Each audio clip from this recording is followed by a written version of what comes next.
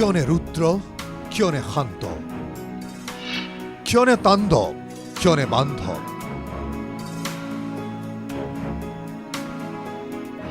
হলাহল গিলি স্থিত প্ৰজ্ঞজী, মুক্ত বাসনাৰ য'ত উন্মুক্ত যুক্তি, যি সত্য যি সুন্দৰ,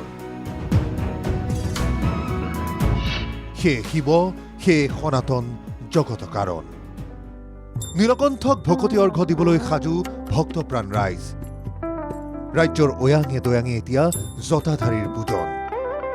কাইলৈ মহাশিৱৰাত্ৰি, দেৱাদিদেৱক আৰাধনাৰ বাবে এটা বিশেষ দিন। ধৰ্মীয় ৰীতি নীতিৰে ৰাজ্যৰ প্ৰান্তে প্ৰান্তে শিৱৰাত্ৰি পালন কৰিবলৈ তৎপৰ হৈ পৰিছে ভক্তসকল। এয়া শিৱসাগৰৰ ঐতিহাসিক শিৱদৌলৰ পৰিৱেশ। মহাশিৱৰাত্ৰিক কেন্দ্ৰ কৰি শিৱদৌলত দেখা গৈছে ব্যাপক আয়োজন।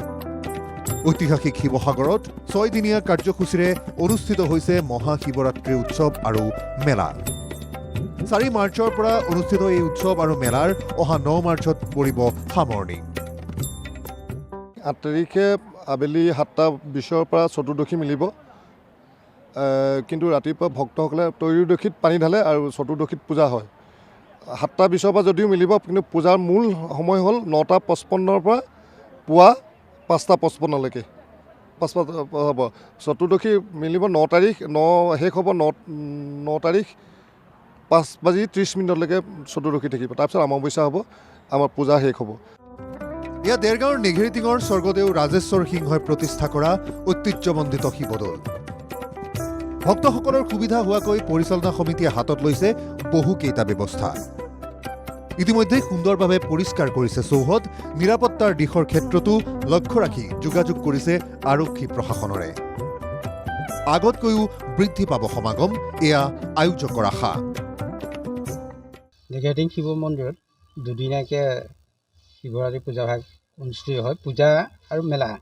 পূজাভাগ কাইলৈ আপোনাৰ শুকুৰবাৰে ৰাতিহে শিৱৰাত্ৰি পূজাভাগ হয়। প্ৰায় 11-12টামান বজালৈকে পূজাৰ ভিতৰতে 3 প্ৰহৰ পূজা হয়। 3 প্ৰহৰ পূজাৰ পিছত আমাৰ পূজা সমাপন হয়। আৰু প্ৰথম দিনটোত মেলা বহে আমাৰ নেঘেৰিটিং শিৱ মন্দিৰত দিনৰ ভাগত। আৰু ভক্তসকলো পূজা সেৱাৰ কাৰণে ধূপ দীপ নৈবেদ্য আদি আগবঢ়ায়।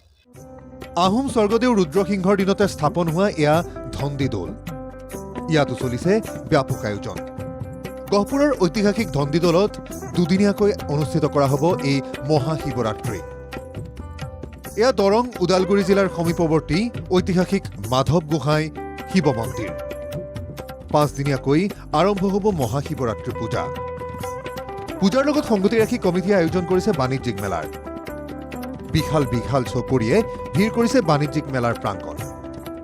117 বছৰীয়া ঐতিহাসিক মাধৱ গোহাঁই শিৱ মন্দিৰত প্ৰত্যেক বছৰেই শিৱৰাত্ৰি পূজা উপলক্ষে আগমন ঘটে বিভিন্ন প্ৰান্তৰ পৰা হাজাৰ হাজাৰ ৰাইজৰ।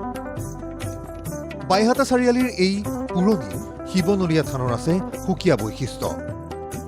শৌলা আঠাৰা গাঁৱত থকা এই শিৱনলীয়া থানত এইবেলি অনুষ্ঠিত হ'ব 74 সংখ্যক শিৱৰাত্ৰি পূজা। মুকলি আকাশৰ তলতে আছে এইখন থান।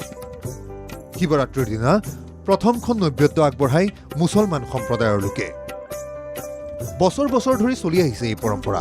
কি কাৰণত মুছলমান লোকে প্ৰথম শৰাই আগবঢ়ায়, এই বিষয়ে শুনক এওঁলোকৰ মুখেৰে। ৭৪টা বছৰ শিৱৰাত্ৰি পূজা পালন কৰি অহা হৈছে। আৰু এই শিৱৰাত্ৰি পূজাৰ আচলতে মহিমা অপাৰ। এতিয়া ক'বলৈ গ'লে ইয়াত যিসকল ভক্ত আহে কিবা এটা নিশ্চয় মনত সংকল্প লৈ আহে। আৰু প্ৰায়বিলাক ভক্তৰে শুনামতে মানে তেখেতৰ সকলৰ এই মনোবাঞ্ছা পূৰ্ণ হৈছে। তেখেতসকলৰ যি বংশ পৰিয়াল আছে, এতিয়াও শিৱৰাত্ৰি পূজাত তেখেতসকলে নৈবেদ্যৰ সম্পূৰ্ণখিনি যোগাৰ পাতি আনি আমাৰ ইয়াত দিয়ে। আৰু আমাৰ ইয়াত মানে শুকান দিয়ে তেখেতসকলে। আৰু আমাৰ ইয়াত নৈবেদ্যটো তিয়াই মেলি ধুই চুই ইয়াত মানে শিৱ বাবাৰ ওচৰত অৰ্পণ কৰে। শাশ্বত শিৱৰ স্বাক্ষৰ বহনকাৰী প্ৰতিটো স্থানতে এতিয়া ব্যাপক আয়োজন। চিৰসুন্দৰ চিৰসত্যক আৰাধনাৰ বাবে চলিছে প্ৰস্তুতি অপাৰ। Bureau report NKTV+।